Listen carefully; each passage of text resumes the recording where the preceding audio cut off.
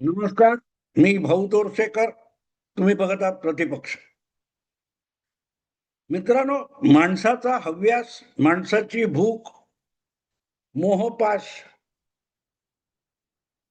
हे तुम्हाला कुठल्या स्तराला घेऊन जातील, अधोगतीला घेऊन जातील सांगता येत नाही. माणसाला अगतिक व्हावं लागतं हव्यासामुळे.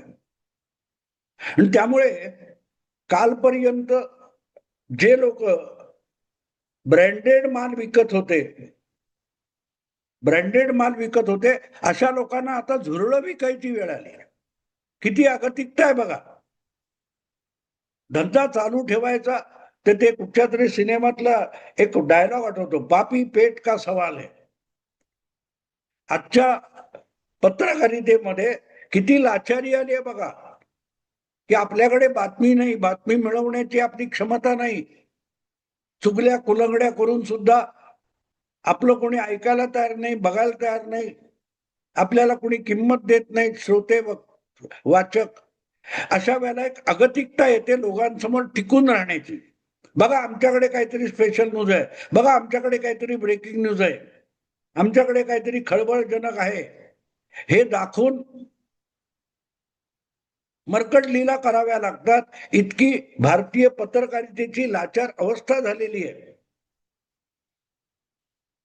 आपण मुख्य प्रभातला मीडिया ते विसरून सोशल मीडियातल्या ज्या काय कुरघोड्या चालतात त्याला एक महत्वाची घटना आणि बातमी ठरवून त्यावर दिवस दिवस चर्चा रंगवण्याचे केविलवाणी प्रयास चालतात. त्यातून मग ते कॉक्रोच जनता पार्टी हा खेळ सुरू झालाय. मी ते गेले 3-4 दिवस बघतो. मी एक त्याच्यावर व्हिडिओ केला. या पलीकडे त्याला काही महत्व नाही. चहाच्या कपातलं वादळ म्हणतात किंवा उथळ पाण्याला खळखळाट फार म्हणतात. किती निर्बुद्धता आहे बघा. आता यातून काय होईल का? मग जेनझी काय करतील का? मग मोदी सरकार उलथून पाडतील का? हे सरकार पडेल का? कुठपर्यंत गेलात तुम्ही? कशावर? सोशल मीडियातली एक पोस्ट, हे भारत सरकार पाडू शकते का? अरे कुठेतरी डोकं ठिकाणावर ठेवा. मग आता बघा त्याचे किती फॉलोअर झाले, 40 मिलियन झाले, 20 मिलियन झाले. व्हर्च्युअल म्हणजे काल्पनिक विश्वातले जे फॉलोअर असतात ते फॉलोअर नसतात, ते खरे सुद्धा नसतात.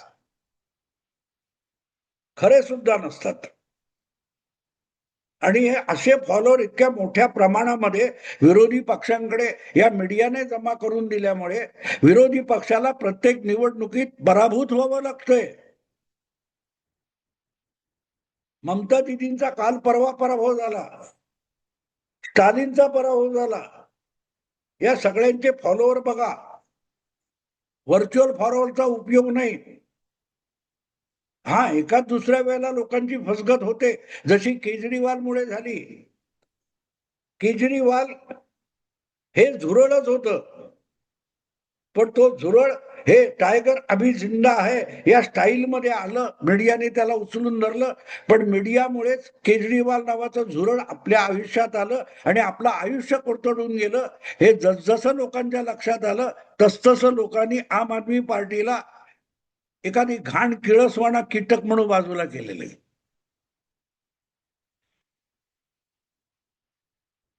काल परवापर्यंत नोव्हेंबर, डिसेंबर, जानेवारी जे लोक ठाकरे ब्रँड, पवार ब्रँड असा ब्रँडेड माल विकत होते, ते गेल्या आठवडाभर चक्क झुरळं गोळा करून विकतायत. ही झुरळं क्रांती करतील का हो? अरे काय बोलताय, काय करताय?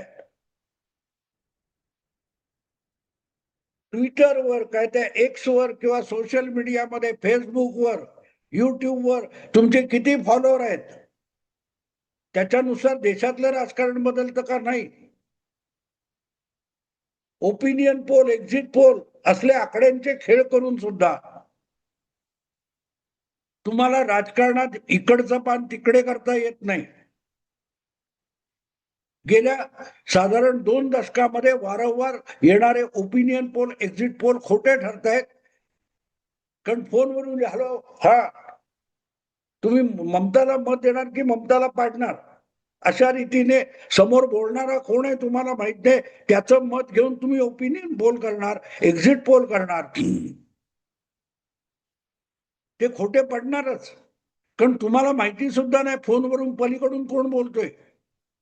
एकाच माणसाची 25 वेळ बोललात आणि 25 मतं ममताला मिळाली म्हणून दाखवलं, म्हणून व्यवहारात ती मतं ममताला मिळणार नसतात, तृणमूलला मिळणार नसतात.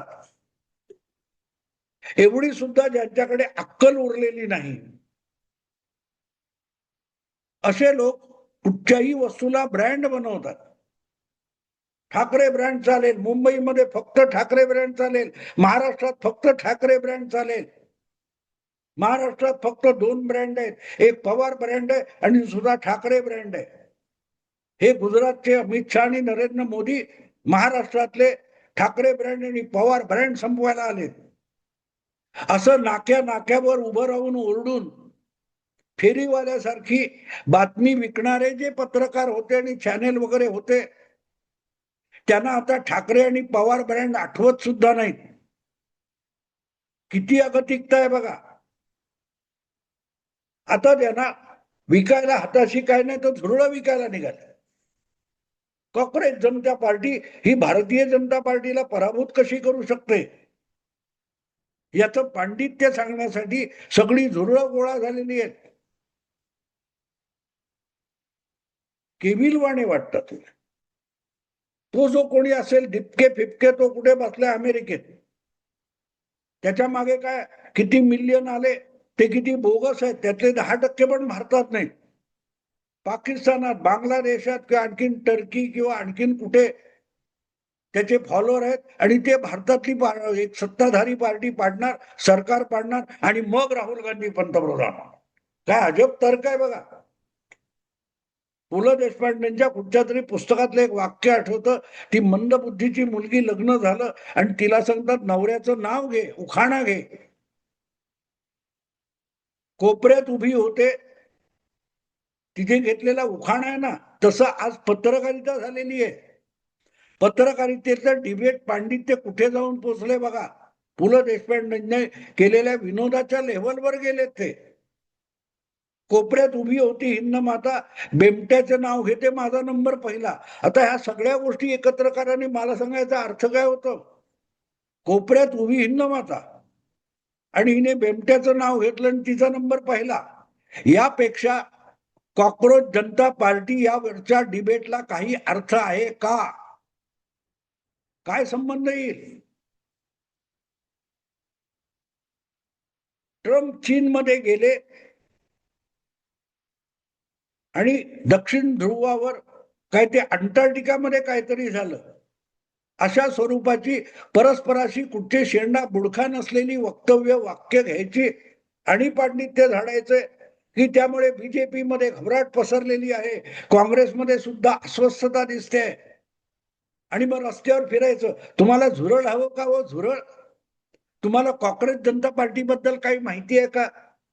झेनजी कॉक्रोच जनता पार्टी बरोबर जाईल का? रस्त्यावर कुठे पार्कात बसलेली पोरं, कॅन्टीन मध्ये बसलेली कॉलेजची पोरं, त्यांना कॅमेरे आणि माईक घेऊन विचारायचं कॉक्रोच जनता पार्टी बद्दल तुमचं काय मत आहे? महागाई झाली, कॉक्रोच अरे केविलवाणे वाटतात तुम्ही, पत्रकार नाही वाटत. झुरळ हुडकायला येणारे ते फवारे कुठे आहेत ना, त्यासारखी पत्रकारांची अवस्था झालेली आहे. कशाबद्दल बोलावं, कशाबद्दल नाही, याचा थांग पत्ता नाही आणि आपण आपल्या पुरतं खुश व्हायचं. मला वाटतं ते गदी माडगुळकरांचं गाणं आहे तसं आठवतं, उंबरातले किडे मकोडे उंबरी करीती लीला. उंबराला जेव्हा फुलं येतात तेव्हा तिथे काही किडे मकोडे आपली अंडी टाकून जातात. का तर ज्यावेळेला ती अंड्यातून तो जीव बाहेर येईल तेव्हा त्याची खायची सोय असली पाहिजे, म्हणून त्या फुलोऱ्यावर टाकलं जातं. त्या फुलाचं फळ होतं तेव्हा ती अंडी आत राहतात आणि त्याची काय ती पाखरं तयार होतात, किडे मकोडे. आणि त्यांना असं वाटतं ते उमराचं फळ आहे, अंजिराच्या आकाराचं वगैरे असतं. तेच जग आहे. अख्खं विश्व म्हणजे काय तर उमराचं फळ. आणि त्यातले उमरातले ते किडे मकोडे आपणच या विश्वाचे राजे आहोत अशा थाटात वागतात, असा त्या गदिमांच्या काव्याचा अर्थ आहे. उंबरातले किडे मकोडे उंबरी करीती लीला. आपापल्या चॅनेल पुरतं, आपापल्या माध्यम साधनापुरतं आपणच विश्वाचे विधाते आणि काय ते जग चालवणारे आहोत अशा थाटा ते बोलत असतात. त्यांचा महामेरू राजदीप सरदेसाई पण एकदा वैतागून म्हणाला, दर 2 तासांनी 2 दिवसांनी मोदी सरकार पाडणाऱ्यांचा बक्कळ पूर आलेला आहे. अरे तो माणूस काय ते कॉक्रोच जनता पार्टी असं नाव देतो आणि पोस्ट टाकतो. कशाला? तर देशाच्या सरन्यायाधीशांनी चिडून एक वक्तव्य केलं. घटना काय ती तरी बघाल की नाही, की सरन्यायाधीश कोणाला तरी झुरळ म्हणाले तर का म्हणाले ते तर बघाल की नाही. कोणीतरी एक जनहित याचिका घेऊन येतो आणि ती जनहित याचिका सुप्रीम कोर्टामध्ये मांडत असतो आणि असली याचिका आम्हाला स्वीकारता येणार नाही वगैरे सांगितलं तरी तो युक्तिवाद करत राहतो, बोलत राहतो, सरन्यायाधीशांना इरिटेट करतो. आणि आपण कसे जनहितासाठी आहोत आणि सुप्रीम कोर्ट सुद्धा पारदर्शक कारभार करत नाही हा संजय राऊत सारखा भाष्कर आरोप करतो, तेव्हा चिडून ते म्हणतात की तुमच्यासारखे रिकाम टेकडे जे आहेत, ज्यांना आयुष्यात उद्दिष्ट नाही, काम नाही, निर्हेतुक जगतात, आणि तेव्हा ते म्हणतात की ही तुम्हाला घटनेमुळे मिळालेली अवजार आहेत. माहितीचा अधिकार, पत्रकारिता, आपण आयुष्यात दुसरं काही करू शकत नाही अशी माणसं आजकाल पत्रकार होतात, ही वस्तुस्थिती आहे. खेड्यापाड्यात कुठेही जा, 50 कागद छापणारा कोणीतरी उपटसुंभ स्वतःला पत्रकार म्हणतो. ज्यांची वक्तव्य किंवा लिखाण 5,000 लोक सुद्धा वाचत नाहीत, ऐकत नाहीत, ते परखड आणि प्रामाणिक आणि सडेतोड पत्रकारितेचे मोठे योद्धे बनलेले आहेत. आणि मग समोर टाकतात ही यातून आम्हाला इतके पैसे तरी द्या, QR कोड लावलेला आहे, त्याच्यावर तुम्ही प्रामाणिक पत्रकारितेला मदत करू शकता. त्या प्रामाणिक पत्रकारितेची मदत करण्याला गरज आहे का याचा तरी विचार करा. झुरळ हा कसा एक अत्यंत काय तो जीवनावश्यक प्राणी आहे, हे विश्व चालू ठेवण्यासाठी झुरळांची गरज आहे. हे पांडित्य सांगणाऱ्यांची जी गर्दी झाली आहे, मी सांगेन ते खरं आणि ते तुम्ही ऐकणार नसाल तर मग पारदर्शक नाही. बंगालच्या ताज्या निवडणुका झाल्या, त्यामध्ये केंद्रीय सत्तेने, निवडणूक आयोगाने आपली सगळी शक्ती पणाला लावली, सगळे फोर्सेस वापरले, 100% वापरले, अगदी भाजपने वापरले. निवडणूक आयोग सोडा, हा आरोप मी मान्य करतो, मी म्हणतो बरोबर आहे. भाजपने बंगाल जिंकण्यासाठी आपली सगळी शासकीय शक्ती पणाला लावली. सत्तेचा गैरवापर केला. मग तोच गैरवापर ममता दिदी करत नव्हती का? सीबीआयचे लोक कुठे छापा मारायला आले कोर्टाच्या आदेशानुसार, तर त्यांना अटक करायला ममता दिदी एकटी गेली नव्हती, बंगालच्या पोलीस आयुक्ताला घेऊन गेली होती कोलकात्याच्या. त्या आयपॅकवर धाड पडली